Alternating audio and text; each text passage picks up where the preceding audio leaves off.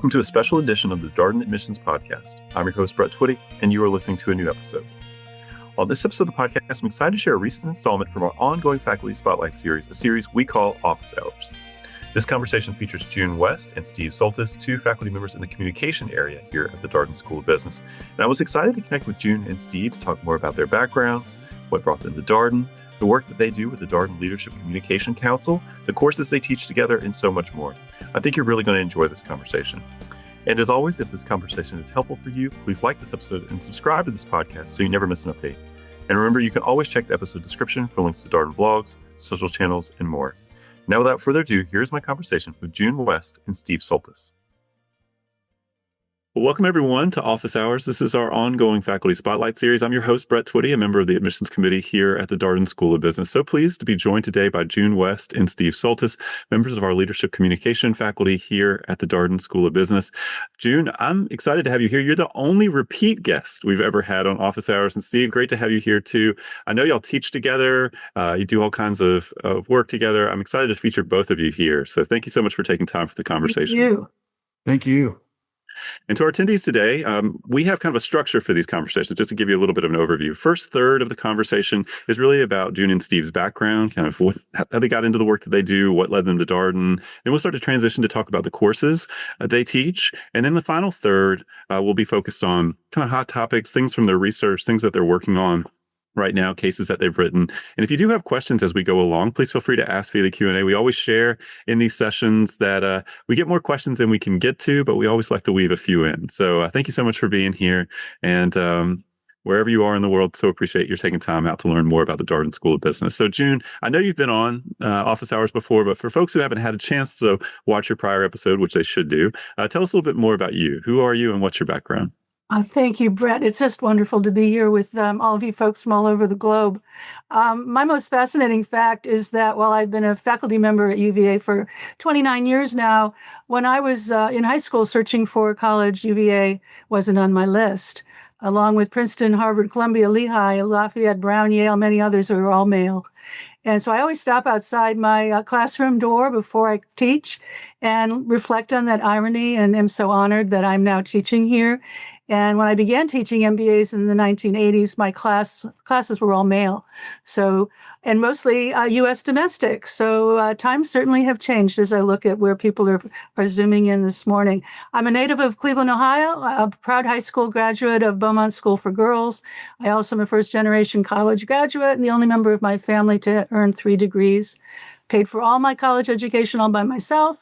And worked at night. So those of you who are looking at our part-time and EMBA programs, I understand I was a full-time employee at Lehigh and working at night. In the case of my doctor, I went back to school in my 40s and managed to attend classes in the evening, teach full-time at Lehigh while being my wife and mom.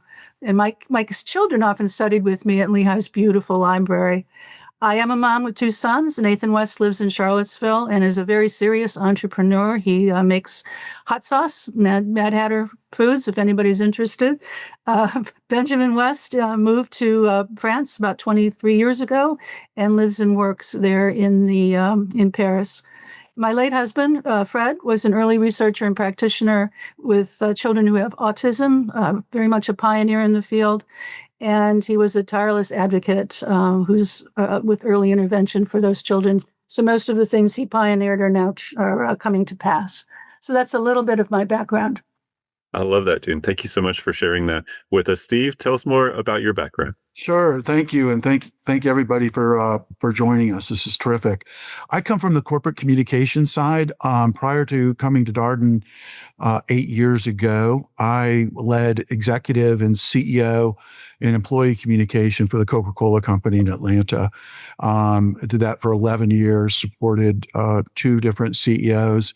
Prior to that, I supported 3 separate CEOs at UPS, which also has its corporate worldwide headquarters in Atlanta. So I'm not an academic per se. June she's my mentor and hero, and everything I've learned about the academy is through June. And she was kind enough 8 years ago to invite me to come to grounds, as we say at UVA, to come to campus and to try my skills in the classroom, which has just been an amazing journey, and just the privilege of getting to work with world-class faculty and world-class students from truly all over the world. I think June, we're 35% international, so you get this great cross-cultural collaboration and different perspectives. And that the case study method I find so energizing because, our job really is to facilitate conversations and to do it in a thoughtful way and bring everybody into the mix. So a lot of the skills that I learned on the corporate side, I think have applied as well, to my tenure so far at Darden. But that's pretty much it in a nutshell. And, yeah, but June and I teach. We teach a couple of electives together, and then I also teach in the first year leadership communication, the core curriculum. Yeah, we'll take some time to talk about those classes. Steve, I'm curious about your journey to Darden. You mentioned you've worked for UPS and Coke, worked with CEOs, and June invited you to come to Darden about 8 years ago. So what was attracted to you about coming to Darden? What was exciting to you about living in business? Yeah, and I'll try to be quick. About 20 some odd years ago, one of our esteemed professors at Darden, the late James Rubin, who led the leadership communication function at the school. I was at UPS at the time. He had called UPS. He was very interested in writing a case study on some of the breakthrough work that UPS was doing in the area of corporate social responsibility, which we call ESG now, or sustainability. And we were doing a lot of interesting things with lightweight packaging, with alternative fuel vehicles, route optimization and stuff like that. And James wanted to do a case study. And I was fortunate and privileged to work with him on that case study. And as sort of a thank you, he would invite me to grounds. So I would come to Darden usually once a year to talk to his classes. And then June was it 10 years ago, 12 years ago, I had lunch with, James introduced me to June, and we talked about a number of different things. And, after Dr. Rubin passed, June called and said, would you be, is this something you'd be interested in doing? And I said, absolutely. So that's my journey to Darden. It's people, they ask me all the time. Yeah, I think when I retire from the corporate world, I think I'm just going to go teach. It's a bit more nuanced than that.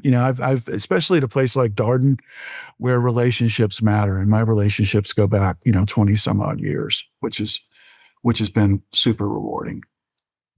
Yeah, there's so much richness in that story about, coming to Darden to speak with students, even just as maybe a protagonist in a case or somebody that had been involved in case writing. That absolutely happens in our classes. June, I'm curious about your journey to Darden. How did you get here?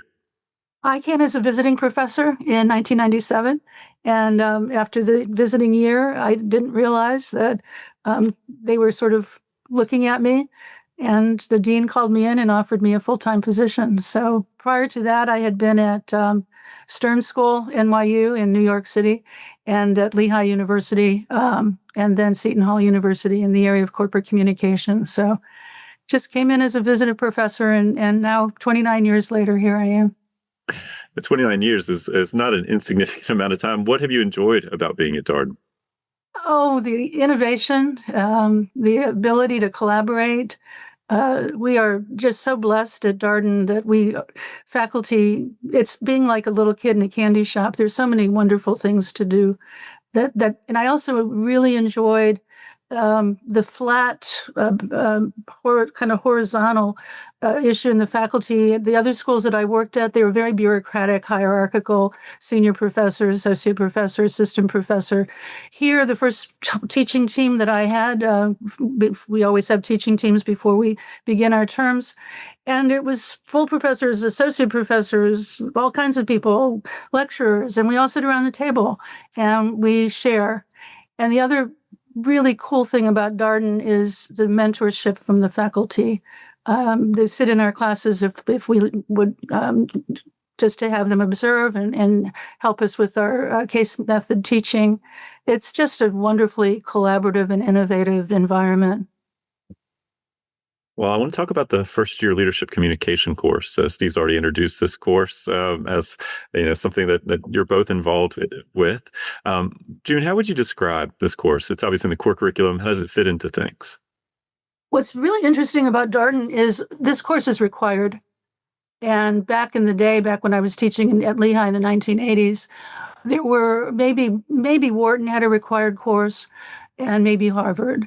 Since then, I believe we're the only ones who still have a required course. And it's been from the founding of the school, which is extraordinary that the founding faculty members felt communication was so important that it was right up there with finance and accounting. So it's a foundational course. Steve, you can chime in here. Um, every Yeah, Go ahead. no, that's right. It's really what I enjoy about it is it's a blending of almost like self-help professional tools that help you become a better communicator and to be more effective in a corporate or organizational environment. So you're learning a lot about presentation skills, writing skills, listening skills, collaborative skills, presentation development training, slides. We do a lot on data visualization. But there's also the other half is great corporate strategy skills. So you're learning through our case studies how communication professionals and senior leadership are using the power of communication to enhance reputations, to drive valuation, to buttress brands, right? So it's you're getting a really good corporate communications strategic framework. And June and I will tell you that we're not necessarily looking to mint a bunch of future chief communication officers from our MBA program, although we're seeing that happen more and more, and we can talk about that a little bit later on. But since so many people that come through matriculate through Darden end up as general managers, manage P&Ls, a lot of them, quite frankly, end up as CEOs. If they can just walk away with an appreciation and understand the importance of communication as it reflects on corporate strategy and business development and people development and reputation, for us, that's the holy grail. That's a home run. So it's a great class. Yeah, Steve, I'll add to that. Steve and I co-teach the core leadership communication in the part-time program. And we were really excited to be asked to work in the professional degree programs. We both also work in the residential. But what we designed the course in the professional degree program so that students can go back the next day, the absolute next day, and take what we talked about in class that evening and use it. And I'll tell a quick story. I just had a class this week, and the student had a meeting coming up, a part-time student had a meeting coming up, and he didn't really quite know how. It was going to be a little contentious. And he emailed me the next day, and he said, I used some of those frameworks that we talked in class last night, and the meeting went well. So I said, that's what Steve and I, it meets our objective, that it's practical, relevant, and being able to use the next day. Yeah, one of the things that's been cool to me about leadership communication, just seeing you and Rosalind with the part-time students, is that y'all break the section into two smaller classes, right? These leadership communication classes have kind of an intimacy to them, and I gather it's because of the nature of the work that you're doing. It's maybe about 30 or so people per class. Do I have that right? Yeah, that's been true forever in both the residential and the part-time because, as Steve was saying, we really are a self-help sort of coaching staff, and we like to do it in small groups. When we have 72 people in a class, we really can't do that. So we always split the communication classes in half, have two faculty teaching, and we are able to give one-to-one instruction to everyone. And it also helps students new to the case method who may not be used to speaking in class. Some of our international students, that's not the format that they're used to in universities. And so the smaller classroom environment in the communication class really helps people find their voice to be able to participate in the case method discussion. Well, I want to talk about the Darden Leadership Communication Council. This is something you have both worked on creating. And it's such a cool thing. You're entering its 10th year, I believe, with this Communication Council. Steve, do you want to share a little bit more about what this is? Sure. The genesis goes back to, I mentioned Dr. Rubin earlier. Dr. Rubin, myself, June sat down over lunch one afternoon on grounds and talked about, wouldn't it be great if we were to bring together some of the top minds in organizational and corporate communication, bring them to Darden, use them as a quote unquote advisory body that would enable us to keep our curriculum relevant, real time, practical, applicable, but also to use these folks, leverage the incredible talent that we've aggregated for case studies, for guest lecturing, for technical notes, and other and mentoring, just basic mentoring for students and connections. So it's a very much an activist organization. We get together once a year for our annual meeting, which, by the way, this year is coming up in April 9th and 10th. And we've just been, super excited about the caliber of people. We've got chief communication and marketing officers from some of the biggest brands in the world: Coca-Cola, Microsoft, the Home Depot, a number of different banking institutions, Hilton Hotels. I mean, they can go on. Yum Brands, Inspire Brand, McDonald's.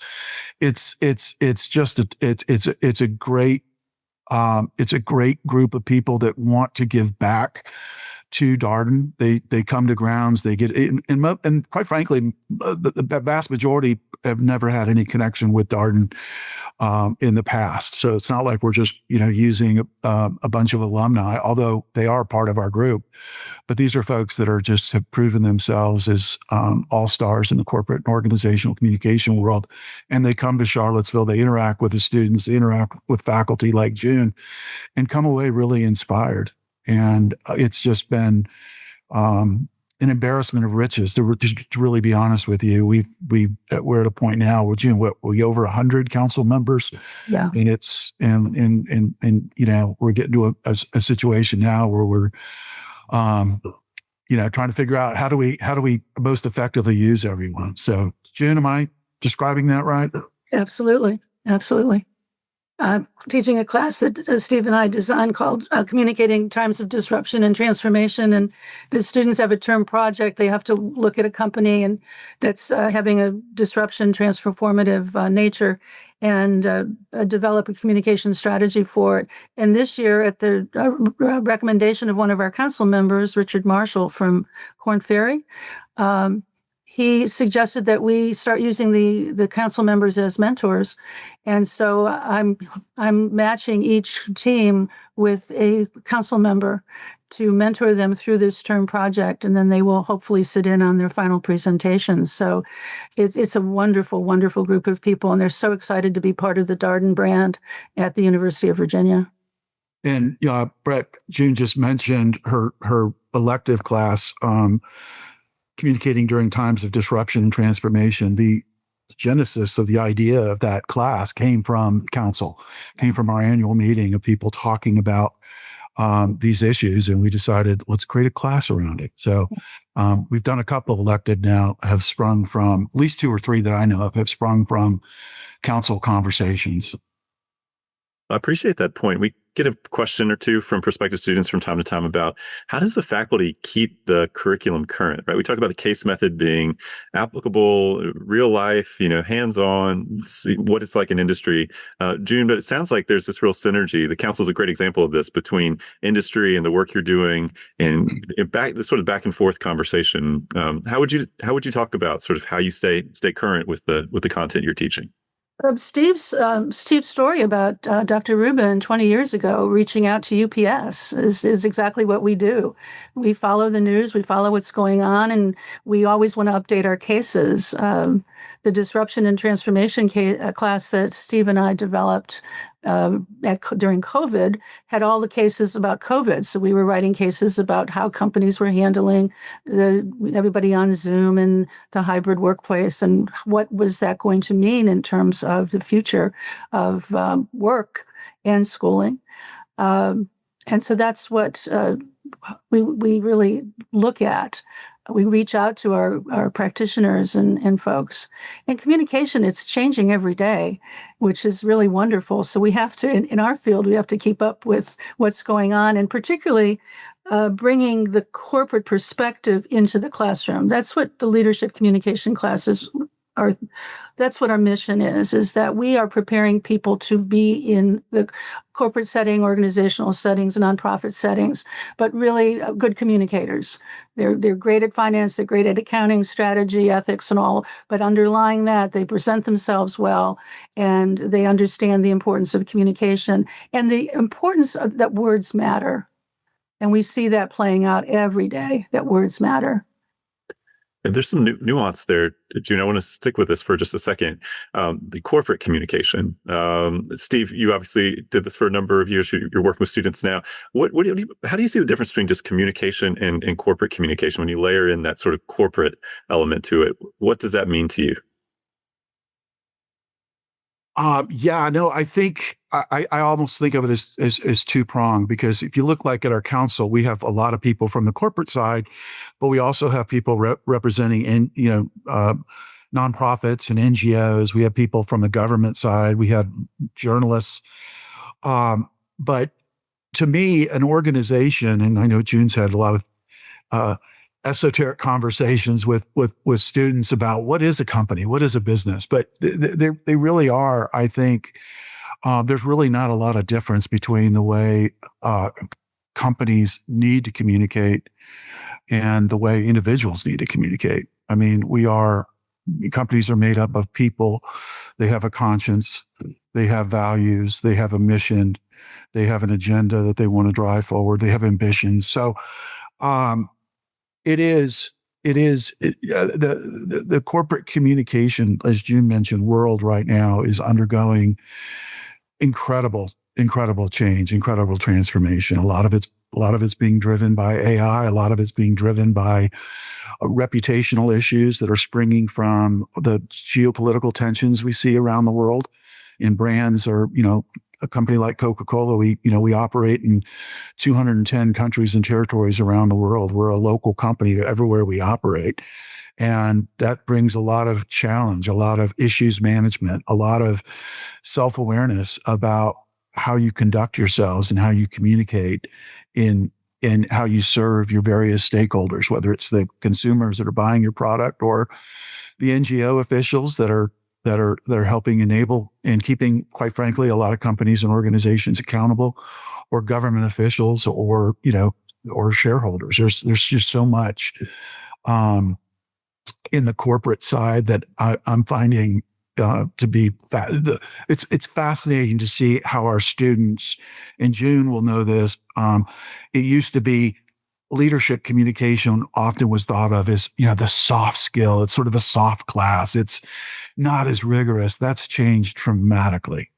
I think more and more of our students are finding that it's the most valuable tool that they leave Darden with is a great understanding of not only how to better communicate, but also understand the strategy behind communication. We've actually surveyed alumni, and it is the number one attribute that they wish they had more of when they were at Darden. So, June, am I characterizing that right?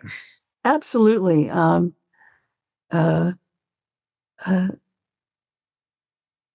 We've added in the core leadership. It's as Steve mentioned in the beginning, that it's about leadership skills and writing and presenting yourself in giving presentations, but we've also been adding the functional areas, strategy. So we've written cases on how do you communicate strategy? I always say when we're looking at a strategic plan, you have to have a communication component for it, or it's not going to work.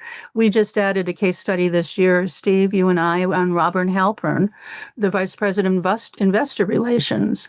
The side of investor relations is all communication.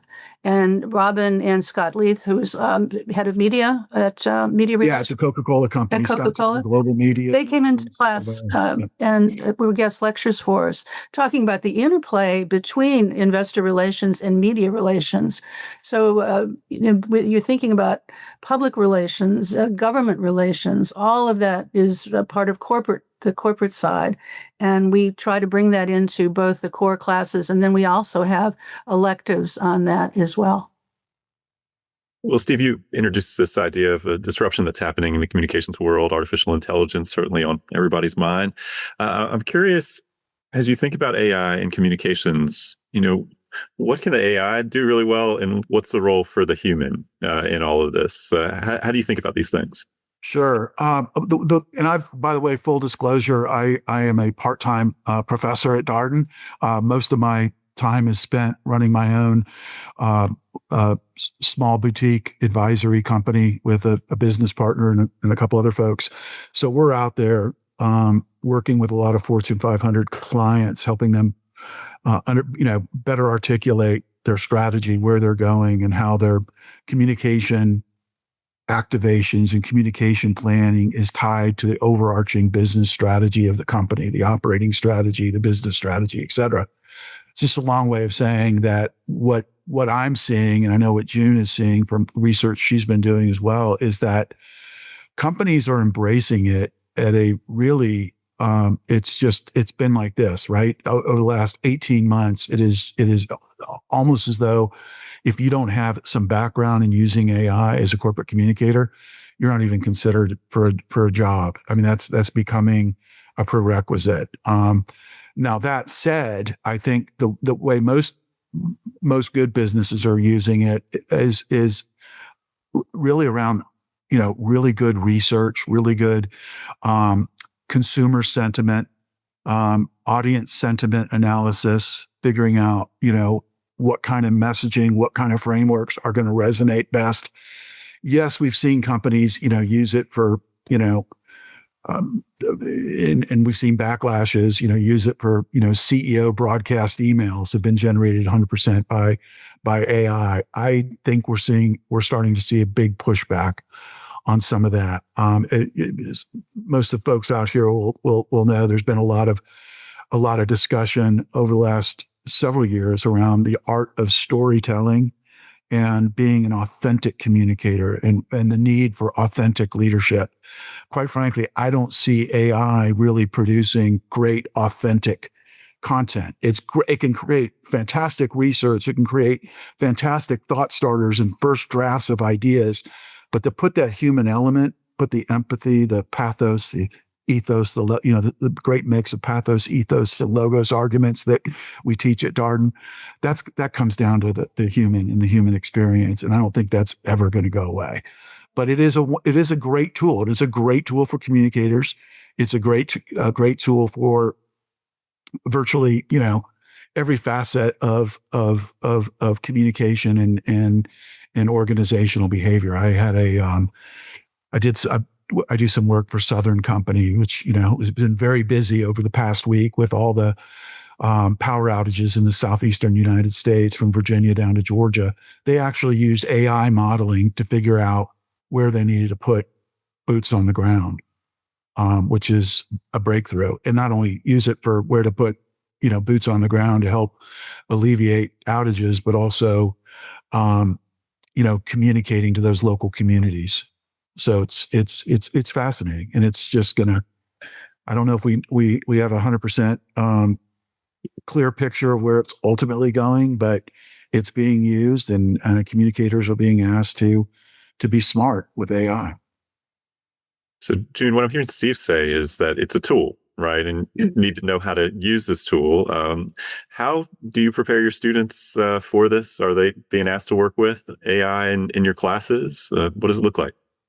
I kind of demand it because it's a communication tool now, and we need to look at how to use it properly and appropriately.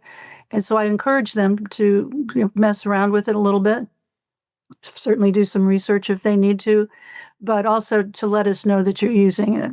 That's one of the issues. I did hear about one university that said they wouldn't allow the students to use AI, which I think it's here. It's not going away. I can harken back to the days of the World Wide Web. And the World Wide Web came out, and we all said, oh my goodness, what is this? And we allowed students to use it, but they couldn't use it in footnotes, or it had to be a journal article or a textbook or a book that was written that you would use in your footnotes. And today, you very rarely see that. It's all World Wide Web and it comes off of the internet.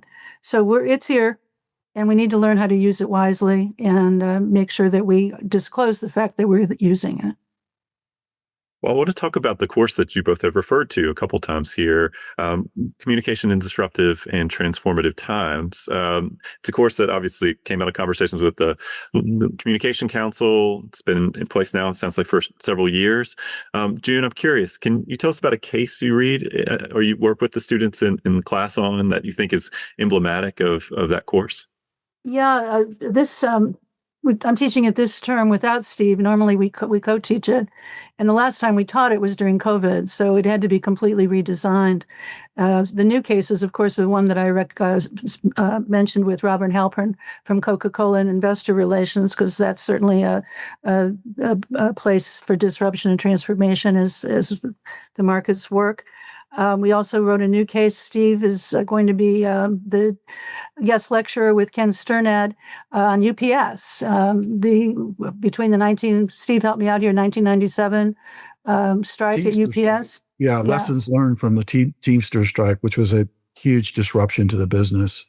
And we're still feeling the impacts from it, quite frankly. And then the comparison to 2023. Right. The difference. And then also be able to talk about unions and some such things that we don't normally talk about in the classroom. My favorite, Steve, I'll ask you what's your favorite. My favorite case is the New York Botanical Garden case. I rewrote it several years ago. Jean Liedtke, lovely woman, internationally known strategy professor, good colleague and friend. She wrote the case back in 1994 about Dr. Long, who took over the New York Botanical Gardens in the Bronx in New York. And at the time, Jean said in her original case, it was adrift. And so he put together a 7-year planning process, which the MBA students kind of go, 7 years, that's such a long time. But he did it for 25 years. And so Jean would write an update case. And finally, a couple of years ago, I said to her, Jeannie, would you mind if I took all of your cases and put it together and wrote an updated case after 25 years? I took a film crew. One of the fun things about Darden is, as you can see Brett sitting in the studio in our media production center, we have a wonderful group of media professionals. And so I took a film crew up to the Bronx, Kyle Niehoff and Chris Seal. We spent a week up there and wrote a beautiful media case that it's timeless. It's a classic case on strategy, communication, and how you get an inclusive environment to now change an organization. Steve, what's your favorite? Well, I'm biased. I'm going to go put my Coca-Cola red hat on. I think Robin, as head of investor relations, Robin Halpern and Scott together, what they've accomplished over the last 3 or 4 years in telling the strategic renewal and transformation of the Coca-Cola company as it continues to evolve into a truly a total beverage company, and getting into some really, fun and exciting lines of businesses, drinkable yogurts, dairy, teas, orange juice, lemonade, all kinds of different still beverages as well as sparkling beverages, and telling that story, because a lot of people, I think, have been hung up on the fact that Coca-Cola really only cares about the trademark, which is Red Can Coke, Diet Coke, and Coke Zero. And when in fact those are very important to the company and they're part of the growth algorithm. It doesn't work unless those are doing good. But at the same time, the company knows that, is shifting consumer sentiment and trends in health and fitness and sugar awareness and obesity and other issues that they've got to evolve. Now they've always had Coke's always had a big and broad portfolio but now they're actually putting a lot of marketing muscle behind it to really expand and to gain more share across, a number of different beverage category. So that one is really interesting. I will say too, as far as a guest lecturer in our class, June and I were privileged to have General Petey, who's a 3-star Army general. He's was the former head of the judge. He was the judge advocate general for the U.S. Army. So he's the top lawyer, for the U.S. Army, reports directly to the White House and to Congress. And he leads the largest law firm in the world, basically, and just to hear from him the way he led through a period of incredible transformation with, not only political transformation going on in Washington with one administration coming in, another leaving, but also just rules of engagement around war and soft power. That was fascinating. So yeah. Would you agree with that, Jen? Absolutely. It was like in 90 minutes, he gave a mini MBA on leadership. It was just terrific. It was a masterclass in leadership. He's such a wonderful human being and so humble. And that's what we've seen with all the CEOs and senior executives who come into the classroom. We have a lot of them. They're so humble and just so open with the students to want to engage. And that's why the case method. Go ahead, Steve. And Brett, you raised this point earlier. How do people like June and other, faculty members at Darden stay in touch with the real world, if you will? And I think the whole case study theory of teaching, it's a forcing mechanism, right? I mean, you got to be out there. You got to understand what's going on in the world. And part of that is just ongoing relationships and engagements with these people, whether it's the council, whether it's the work that June has done with the Secretary of Defense Fellows Program, where they're putting rising star general tracking type of individuals from the military, from all the branches, out into Fortune 500 environments. So, and it's also, as part of that, is bringing all these great real-time practitioners into the classroom, and that's part of the Darden experience. And I think it's just. You'd be hard pressed to be certainly in a communication class without hearing from a chief communication or a chief marketing officer from a Fortune 500 company. They're going to be there. They're going to be in class. They're going to be sharing insights. So we're proud of that. Yeah. Well, I want to talk about the business writing class as well. Steve, I understand this is a class that you've really helped pioneer here. Business writing could be really anything. What does business writing mean in this context? Yeah, it's basically it's a survey of the different kinds of writing communication that the average MBA is going to confront during the course of their career, and especially as they go and restart their careers after they've earned their MBA. So it's everything. I mean, we start with the basics of what is a good email? What is good email etiquette? What is a good leadership email broadcast message? What are the components there? We look at writing, the writing that goes into building brands and social media and content marketing or brand journalism, and really looking at various companies that are really doing great work in that area. We look at social media activations, at what makes great social media content. Op-eds, bylined articles. So it's even just writing a memo to senior leadership. What are the effective elements there? And the great thing about it is, and we bring in a lot of practitioners, because I think we capped the class at about 24 people.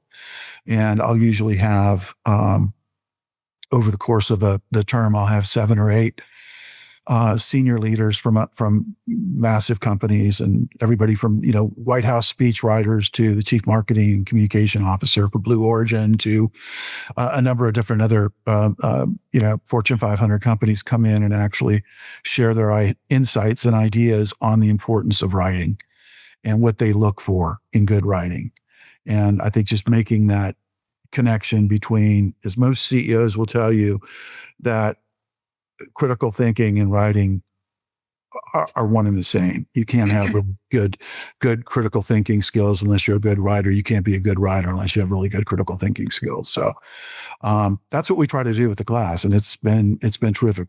We just finished our 3rd year. And Steve, you bring in those guest speakers, and they work with the small groups and actually read the writing that the students have done. Because I've been one of them, and I get to sit in a room with about 4 or 5 young people who have written whatever the assignment of the day is, and we beam it up on the screen and we look at it and we critique it, and it's great fun.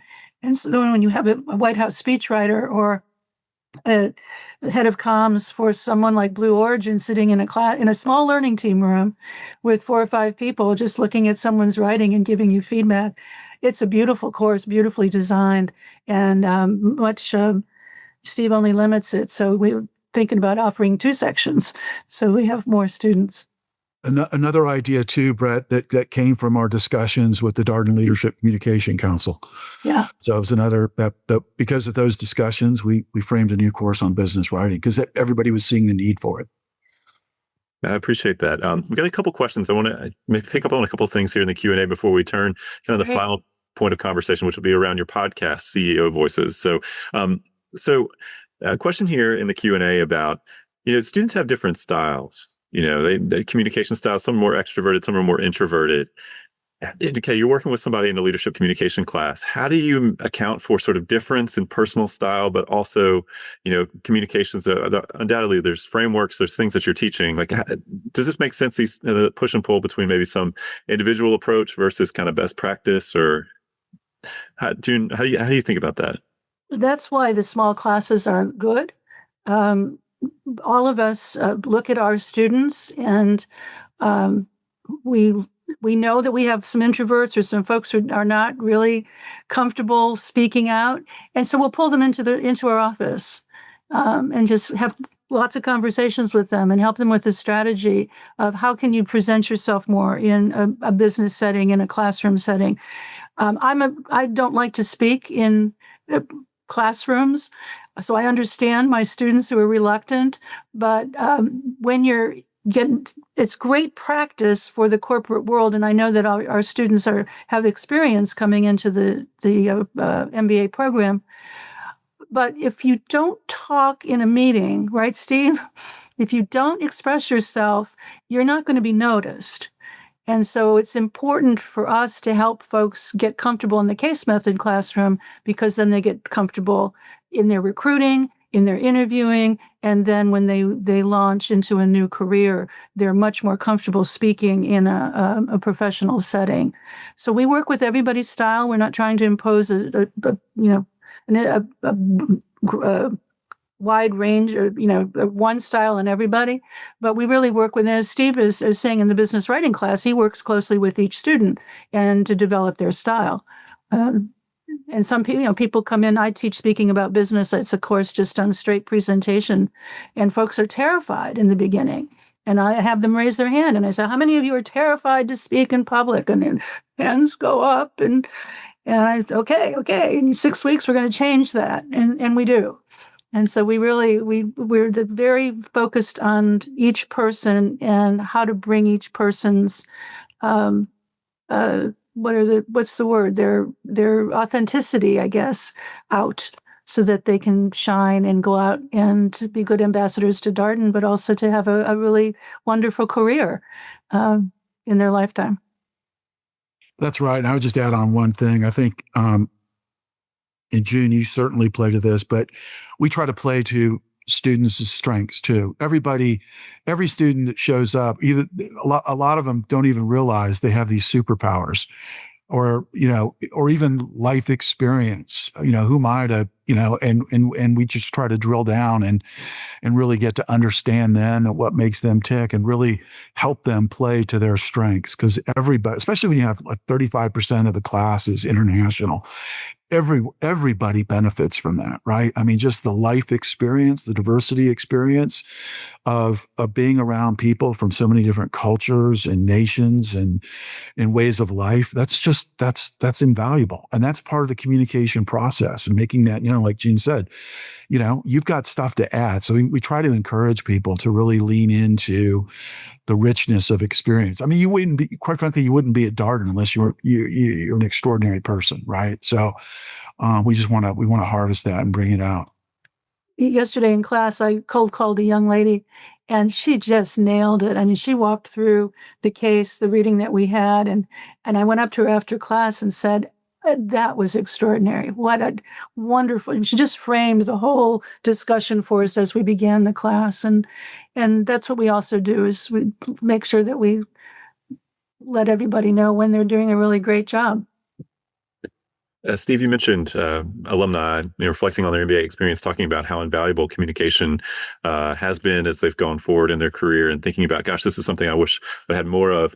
When y'all design communication classes, is there a habit, or this is coming from the Q&A? Is there a habit or something you want to make sure that people take away? Like, what do you see as like a key communication habit for successful leaders? Steve, I'll start with you here. Yeah, it sounds very basic, but it's so often overlooked. And that is really two things: really understanding your audience and starting all of your communication with that focus in mind before you even start jotting down notes or a plan of attack or a strategic communication plan. Really understand, who are you talking to? And June's got she'll talk about this. She's got some incredible theories and frameworks around this, which are just really help students because they get that, they see the practical side, and then they're getting the theoretical side from June on these frameworks about really understanding audience and where you want to take them. What is the ultimate picture of success when you've done your job effectively as a communicator? What does success look like? And it's basically how you move an audience, right? So really understanding your audience. And I'd say the second thing is listening. People don't realize that, I think they do realize, but some don't realize that listening is as important as speaking. And especially at Darden. June mentioned, we have to, many times 40% of our class grades are around participation. One of the things it's also, participation in getting up and saying things and bringing insight and value into the discussion. But you can also tell when people are actively listening. And to me, that's a wonderful thing to see happen. And I have found, and I've been around, 6, 7, 8 different CEOs throughout my career, working directly for them. And they've all been masterful at really listening. June, what jumps out to you as maybe an important habit for leadership when thinking about communicating? I agree with everything Steve said. I would add, and one of the tenets that Steve brings to the classroom about understanding your audience is what their current mindset is and what the desired mindset is, and how do you move folks from a current mindset that they're thinking to where you want them to be thinking. And I would add to what he said, going back to the sender of a message, as all of us as students and professionals, self-awareness. One of the aspects that we really look at in the classroom, are people aware of what they're doing? And are they good self-awareness, that they understand how they're coming across to folks? And it's not easy to be able to sit someone down and say, look, your self-deprecating behavior is not helping you here. It's not going to help you in the recruiting when you're interviewing. Let's work on that. I had a young man come to me, this was many years ago, and he said, I'm getting all the first round interviews when you drop your resume and the recruiters go, wow, on paper, this person looks fabulous. And he said, but I'm not getting any callbacks. I'm not getting a second round interviews. What's wrong? And brought him to come in to chat in the office. And I said, tell me about yourself. And within like 5 minutes, he had gone through his resume. And I said, whoa, hang on here. Let's calm down. Let's slow down. And I said, just tell me about yourself. And so his whole demeanor changed. He started talking about his family. He talked about where he had worked. I asked him a challenge story. I asked a success story. And he just softened and became very animated. And I said, let's work on those stories. You go back and you polish those stories and then come back and we're going to go over them again. And he wanted to go into consulting. He got a consulting offer at one of the big firms, and he's still there. And that idea of just get that confidence out and that self-awareness of how you are presenting yourself. Well, thank you both. We've got about 10 minutes left. So we got a couple questions. Oh, no, it's going too fast, Brett. I know. I always feel that way. So, June, you and Steve have done a podcast together, CEO Voices, which folks can find out there on the Darden podcast channels. Can you tell us a little bit more about this podcast? What was the inspiration for it? Well, the inspiration goes back to both Steve and I and our work with CEOs. Both of us are passionate about fishing. Steve does a lot more fishing than I do at the moment, but we both fly fishermen, and we also do a lot of bait fishing. I was fortunate to marry into a fishing family, and I often would go fishing with my in-laws. And my father-in-law at the time was president and then vice chairman of Bethlehem Steel. And he and I would often sit in a boat together and just cast into the reeds. And I'd chat with him and talk to him. And then through him, like Steve said, Steve has worked for 6 to 8 CEOs and is still what I call the CEO whisperer. Through my father-in-law, I often was able to be in social settings with other CEOs and just listening to them talk, being able to ask them questions. I remember back then saying, well, wouldn't this be great if we could do this for our students? And because of the council, Steve and I decided, well, why can't we have a podcast series and, talk to CEOs? And so we called it CEO Voices Leading with Communication. Steve, I'll let you pick up from there. Yeah, we've been really pleased with, again, I think it's part of the power of the UVA Darden brand, but the caliber of CEOs we've been able to bring on. Frank Blake, the former chairman and CEO from the Home Depot, Muhtar Kent, former chairman and CEO of Coca-Cola Company, Indra Nooyi, former chairman and CEO of PepsiCo, fascinating lady, as everybody knows. Michelle Nunn, who runs CARE International. We've had on the NGO side, we've had Scott Price, one of our alums here from Darden, who's gone on to do wonderful things. He led Asian operations for Walmart, and then is now the CEO of DFI, which is a very large grocery and food service, and they're also the largest operator of 7-Elevens in Asia. $30 billion company in its own right. So just really a General PD, as I mentioned, came on and graced us with his insights. So we've just had a lot of fun with this. But the underlying rationale was, to me, the biggest win is just to see the reaction from MBAs, hearing from some of the most senior leaders in business talking about the importance of communication. And that has just been a common theme throughout all these discussions. Like every CEO will tell you, I wouldn't be here unless I was able to communicate, across a number of range of different stakeholders, including, investors, employees, government officials, community relations folks. So it's been real rewarding to see the lights kind of go on for our MBAs, that they're getting this perspective about communication that, they probably expected around strategy or around consulting or iBanking or other things, but to hear the senior most people in companies and organizations talk about how this is the number one attribute and tool in their tool chest has been really a lot of fun. We assign the podcasts in all of our classes, and this week we always ask, the last question is, what is your advice to students? And it was Hank Barnett, Mr. Barnett from Bethlehem Steel, retired, and the students loved the podcast because he talked to them about managing your reputation. He talked about how to comport yourself in a business setting, and how to recruit. And they're really loving that last piece. And every podcast that we do is, what's your advice to MBA students? I love that. Getting a couple more questions here, and I want to make sure we have time to talk about a case that you worked on, June, about Alexander Hamilton. So before we wrap up, so you got a question about crisis communications, which I'm curious to hear your thoughts on. It feels like things are always happening in the world. Companies, you mentioned, Steve, how complex these organizations are all around the world and all these different markets. What could go wrong? What do you think differentiates successful crisis communications from unsuccessful crisis communications? Steve, you have some thoughts on that?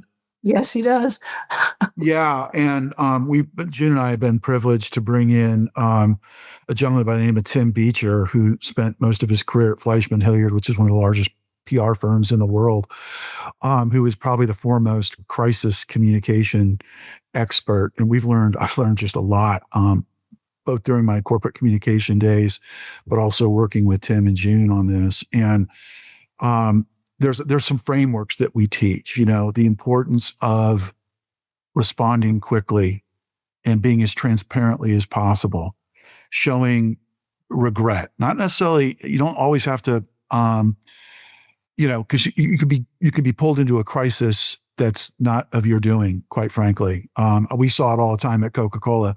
Pepsi would do something dumb, or when I was at UPS, FedEx would do something dumb, and vice versa, and the other company gets dragged into it as well, right? They're under the microscope as well. So, but to be able to show regret or to understand and to do so in a transparent way, and in a way that builds trust and that you're moving quickly to resolve and reform the issue, and then clear communication. And that's, I think, what we've seen big brands and big leaders get into trouble is just, we live in a world now, obviously we're 24/7 news cycle that's just going on all the time. You just can't be quiet. You've got to be out there. You got to be ahead of these issues, and you got to be prepared for these issues. There should not, quite frankly, most crises should never surprise anyone, right? You need to prep for the worst. And most companies have frameworks that are in place to help them. I mean, I hate to even bring this up, when I was at UPS, we spent 3 or 4 days on, responding to a plane going down.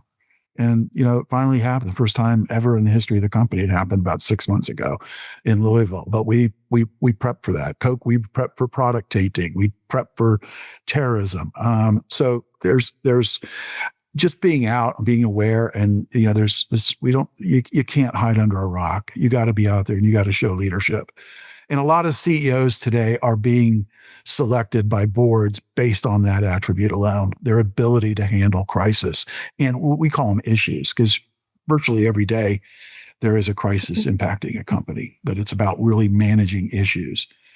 Well, Steve was talking and mentioned Mr. Beecher. I pulled out my notes from yesterday's class, and Mr. Beecher's 4 R's are: first, accept responsibility for the crisis. He says, then express regret, restore what has been taken away, and commit to reform. So this idea of responsibility, regret, restore, reform. And then I'll bring in Mr. Alderman, John Alderman, who was the head of communication at Equifax during the hack a couple years ago. And he always says, 3 questions I want to get. If you're being with a journalist or a town hall meeting, he says, you want to say 3 questions I want to get, the 3 questions I know I will get. And he said, then you want to have the 3 questions I don't want to get. And I love those 4 R's and the questioning. And that brings a nice framework for managing any crisis that you can. Yeah, I love those points. The fact that you're preparing for something that it could possibly happen. You're working to get ready for it, and you have frameworks to respond to it. June, I want to talk about the case that you worked on about Alexander Hamilton, which is kind of an interesting segue to our next office hours conversation. So can you tell us a little bit more about this? I love that. Scott Miller is a professor, and he just adores. He's an economic historian. I've worked with him on many things over the past 2 years, and he was teaching a class on Alexander Hamilton, and he came to me and he said, I'd like you to teach a segment of the class. And I said, of course. What is it? And he said, well, Mr. Hamilton kind of had a dalliance, and the way he handled it was interesting. And he said, I'd like you to talk about the first sex scandal. Can I say that on TV? The first sex scandal in political history. And I went, oh dear, okay. So then I called Mr. Alderman, John Alderman, who is, of course, a specialist in crisis communication, and we wrote a case on how Mr. Hamilton was very upfront. I think it was a 17-page memo back in the day on he laid everything out that had happened, and the students had a great discussion about it. And I must tell you that I sort of sent a note to the head of our IT tech group, because I told him, if I'm searching for things that you shouldn't be searching for. It's because I'm doing research on this first political scandal. So great fun. And that goes back to the very beginning, my friends who were on the call. What's so great about Darden is the collaboration where faculty meet in the hall and say, hey, would you be able to do this? And go, sure, I'd love to. So Scott will be your next podcast. That's right, February 20th. He is just wonderful. He just is a great person. You'll all, if you come back for the next one, he's a great person. Well, thank you, June and Steve, for your time. I have one last question. Steve, is there a book or two that you think of when think about communications for folks who've gotten interested in what we talked about here today? Something you might recommend? Oh gosh, there are so many. And again, I'm going to be biased towards the UVA brand, but I have been reading a lot of biographies on Jefferson, and June just mentioned Hamilton, who plays a prominent role in a lot of really interesting communication. But I'm reading a book right now called Friends Divided, which is about the complicated relationship between Thomas Jefferson and John Adams, and it's really it's a case study in how people communicate, both on an interpersonal level as well as an official capacity, and even at these highest levels. Our founding fathers showing things like vulnerability. I pick up more from that kind of. I mean, it sounds sort of maybe a weird way to think about communication, but I have found that, and June is fond of saying it, there's nothing that's unprecedented. Everything has happened. It's happened before. It will happen again.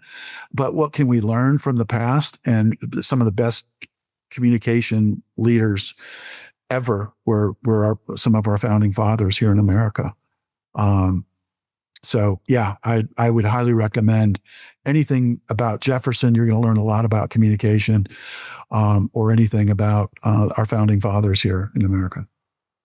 Yeah, thank you, Steve. June, any book recommendations for folks who've gotten interested in today's conversation? Yeah, I'm a biography nut as well. So I recommend any biography that you can pick up. John Meacham has a great one on George Herbert Walker Bush. Following what Steve said just about understanding communication, there's a great autobiography on Jim Baker. I think it's called The Man Who Would Be President. And it's all about communication when he was Secretary of State and how he handled. He also was Chief of Staff of Mr. Bush. And the whole idea of how words matter as you conduct policy. I do recommend for both men and women a book called How Women Rise. It's a book by Marshall Goldsmith and Sally Helgeson. Ladies who are listening, it really has by chapter talks a lot about some of the things that women do in leadership that you shouldn't do in leadership, perhaps. And for the gentleman reading it, if you're going to be managing women, it's a great read. Just to get into the idea of the differences between men and women. Written by Marshall Goldsmith. He's also written one that I love. It's called What Got You Here Won't Get You There. And he sort of took that and made How Women Rise for Women. And the last one, this is an old one, folks. It's William Bridges, and he has a personal book on transition that I've been reading from the 1980s. And he talks about as you go through personal transitions, which you probably all are doing right now if you're thinking about coming back to school. And then he wrote one for corporate called Managing Transitions. So those would be a couple of my recommendations. And June, just to build on that, as far as in the oldie but goodie, Strunk and White's Elements of Style. If you haven't read it, it is that takes me back today, if not more valid today than it was in 1958. It is priceless. And it's an easy, short read. It's a classic. I love that. We need more E.B. White references here on Office Hours. Yes, absolutely. We do. So, Steve, can we thank all of the people who have been sitting with us for an hour? We really appreciate it, and hope to see some of you at the Darden School. Absolutely. Thank you so much. Yeah, thank you, June and Steve, for being here, and to our attendees. Thank you also for joining us. As I mentioned, we're going to be back in February, on February 20th, with a conversation with Scott Miller. He teaches a financial crises class that he inherited from Bob Bruner. I think also co-taught with Bob Bruner. Bob Bruner, former dean, dean of the business school here, and also former Office Hours guest. And so Scott's going to join us, and we'll probably talk a little bit about that Alexander Hamilton class too. So join us again, February 20th. Thanks so much for your time. And as always, the recording of this conversation will be out on our Admissions Vimeo channel and our Admissions podcasts, which are Experience Darden and the ExecMBA podcasts. Have a great weekend, everybody, and Thank stay you well. all. And that was my conversation with June West and Steve Soltis, two faculty members here at the Darden School of Business. As always, if you have any comments, suggestions, requests, anything you'd like us to cover here on the podcast, we're all ears. We can be reached at Darden, that's DARDEN, @virginia.edu. Till next time, stay safe, be well, and thanks for listening.